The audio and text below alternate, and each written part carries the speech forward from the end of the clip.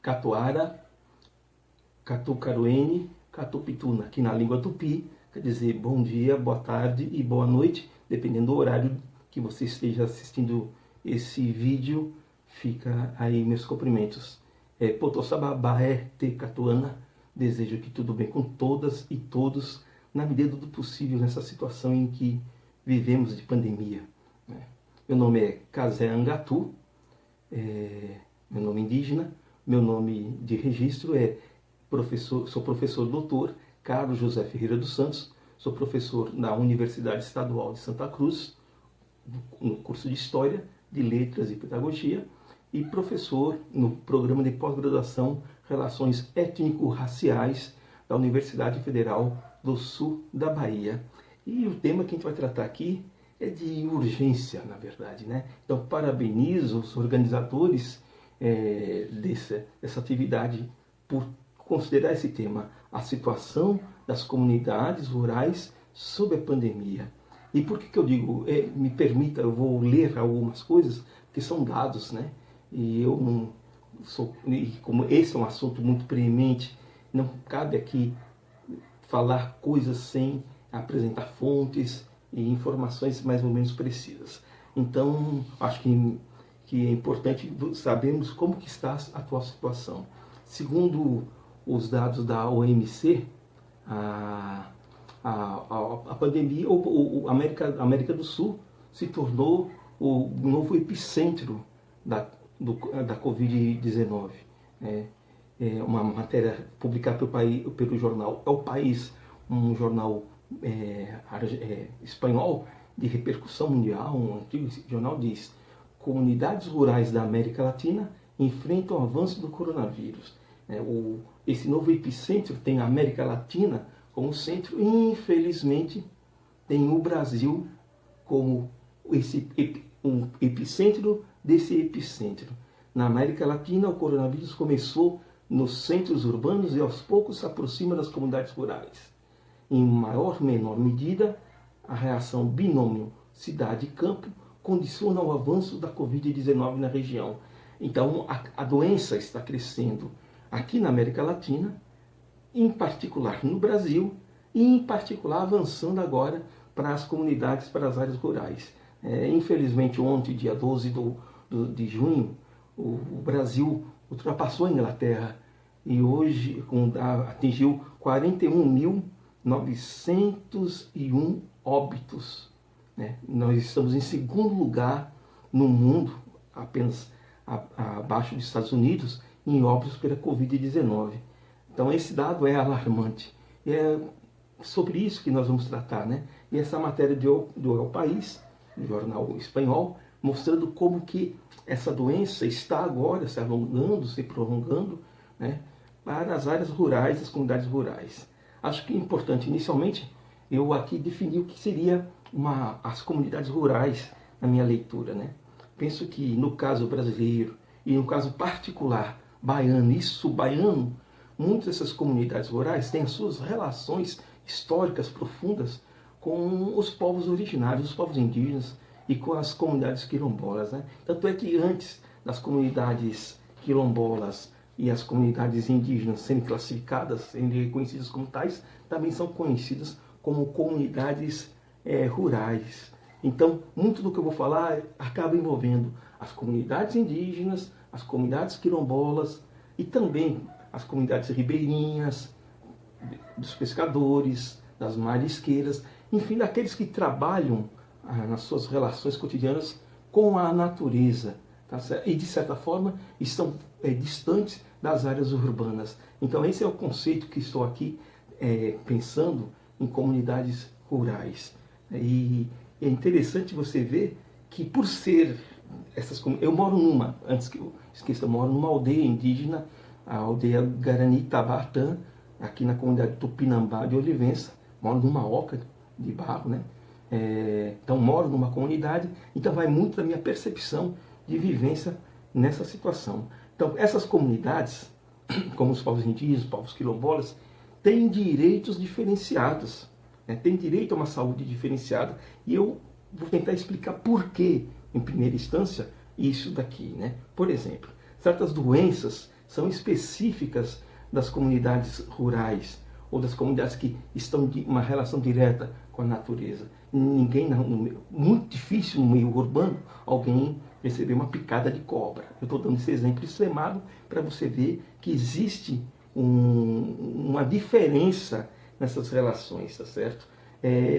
E por isso, antes de mais nada, precisaria já de um material informando sobre o coronavírus diferenciado, percebendo essa dinâmica cotidiana diferenciada das comunidades rurais.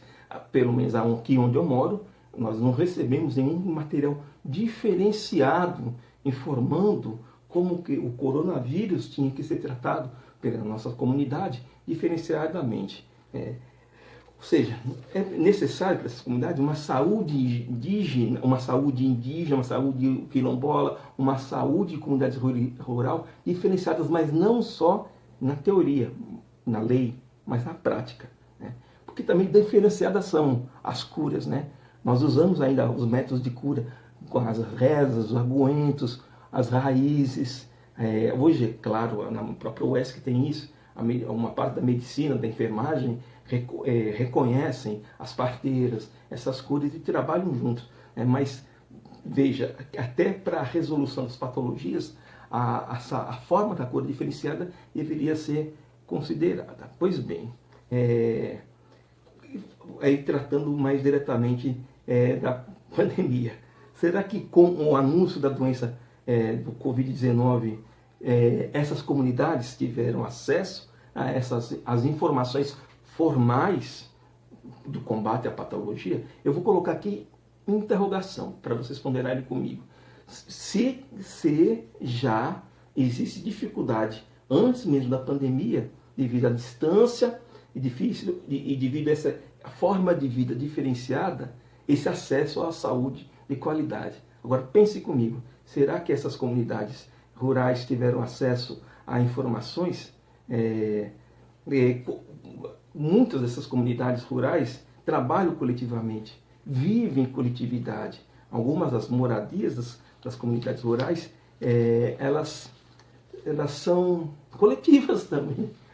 A coisa de pedir a benção ao avô, a benção à avó, são tradições que teriam que ser consideradas no material, pelo menos na informação, para evitar a chegada da pandemia. Pois é, apesar de naturalmente, e aí tem um fator, apesar de naturalmente isoladas, conforme eu disse, e de certa forma estão distantes das áreas urbanas. Então esse é o conceito que estou aqui pensando em comunidades rurais. E é interessante você ver que por ser eu moro antes que eu esqueça, eu moro numa aldeia indígena, a aldeia Guarani Tabatã, aqui na comunidade Tupinambá de Olivença. Moro numa oca de barro, né?